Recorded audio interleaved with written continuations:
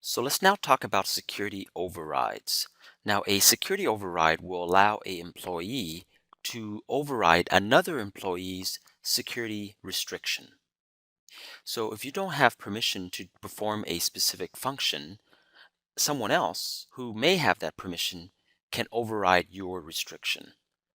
As an example here, let's say that this user is assigned to the managers group. And as part of the managers group, there's a give global discounts permission. And this is not selected, it's not enabled. So members of this group cannot give a global discount. Now, for that permission, if the override checkbox is selected, this basically indicates that another user who may have permission to give a global discount could override this user's limitation, this user's restriction. That's security override. So in other words, let me write this down for you. Another employee with adequate permissions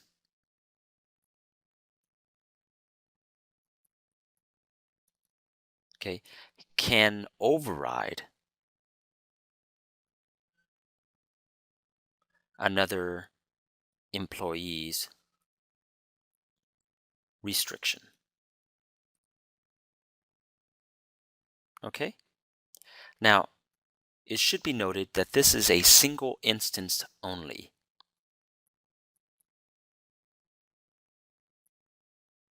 So in this example, if a user with the permission to give a global discount overrides another user's restriction, that would only be on a instance by instance basis.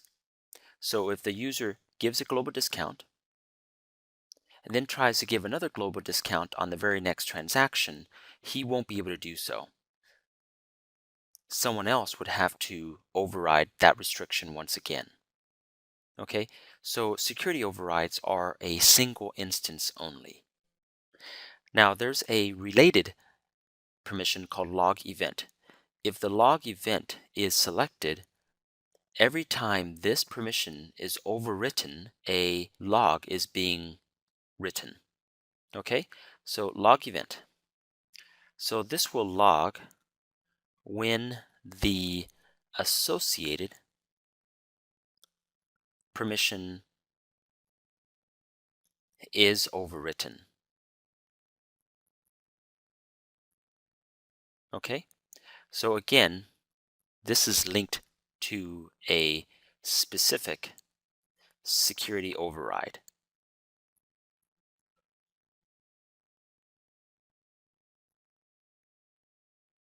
You would not see this. This would not be, or I'm sorry, let me put that in there. This would not be very appropriate.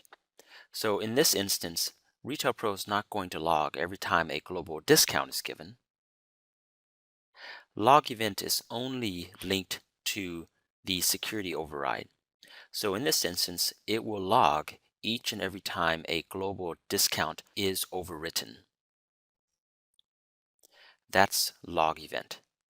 Now, to see these logged events, you can run this report, the audit permission override report.